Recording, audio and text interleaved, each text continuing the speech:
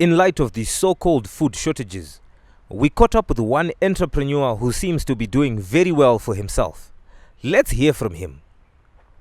Mr. Kamuriose, please tell us, how are you coping? I'm doing well for myself. No one knew ndakarotiswa recipe madrinks aya kuhope. No one knew that there was going to be a cash shortage which was going to make it disappear of the established drinks, and now people have no option but to people asking me why there is already, it's going to be competitive, but no one knew. Saka inonzi drink renye. Inonzi drink. We thought to keep it simple and straightforward. People just needed something to drink. Flavor ichi. Well, the thing is with the flavor, we are still figuring that out. We just go with the flow. Musashina kutita fruits are available and happy. Right now, this is the sample product. This is the red drink, the red flavor. We have a green flavor, and we are working on a maroon flavor.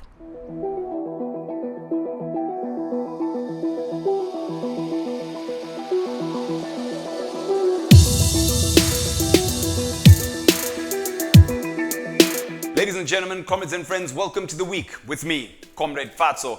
And it's been a week of revolutionary cures, hot days, and dwindling queues. But first, the good news. Zimbabwe has discovered a cure for AIDS.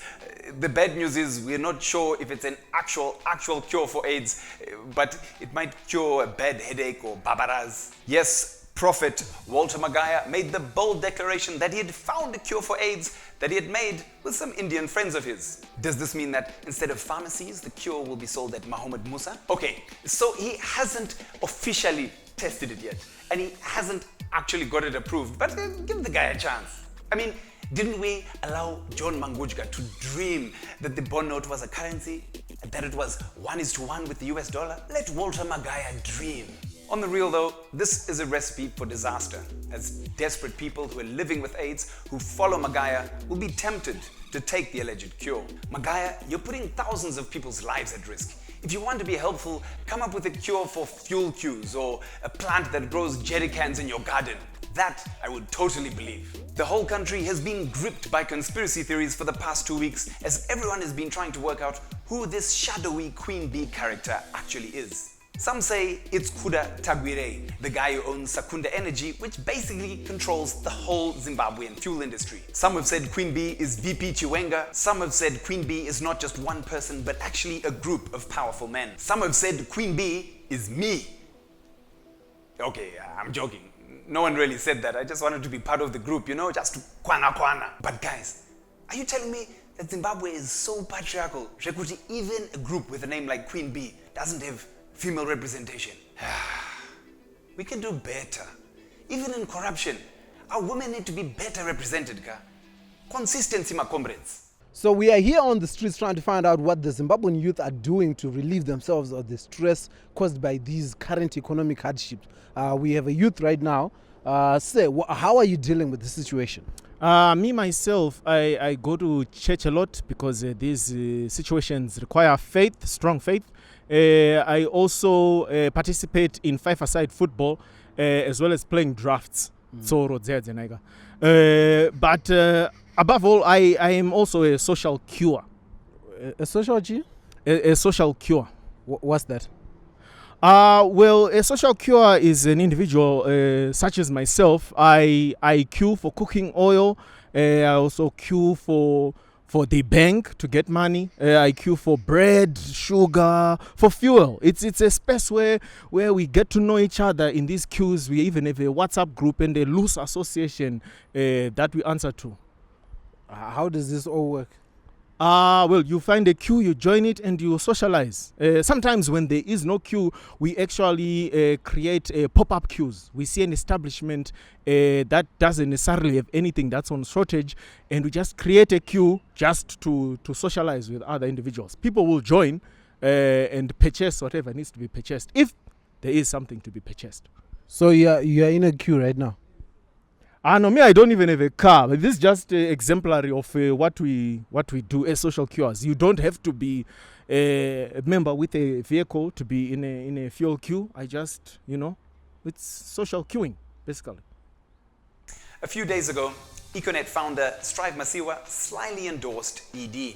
While on CNBC Africa, he said that he felt that ED was sincere, that the change was real, and that the new prez deserves a chance. Really, comrade, this coming from someone who hasn't stepped foot in Zimbabwe in over a decade. How would you know about the change happening here?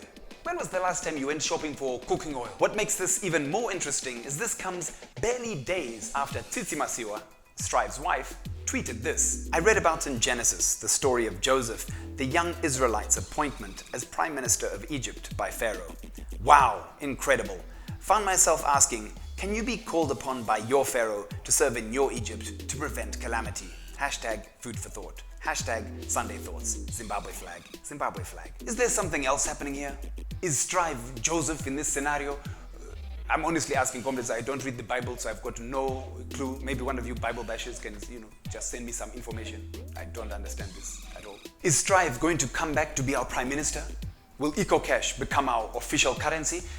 And will Sadza at Mabel Rain Shops ever go for $1 again? Our saga of the week goes to MP Dexter Nduna, who demanded the death penalty for those who call for sanctions. The MP, who actually didn't win his seat, which he lost to the MDC, said in Parliament, I call on this House to put in place laws to say any citizen who calls for sanctions against Zimbabwe must be sentenced to death by a firing squad with automatic machine guns and not small weapons. And they are not small weapons. Don't just fire on them. It must be more fire. This week has seen an ongoing wave of attacks against the media.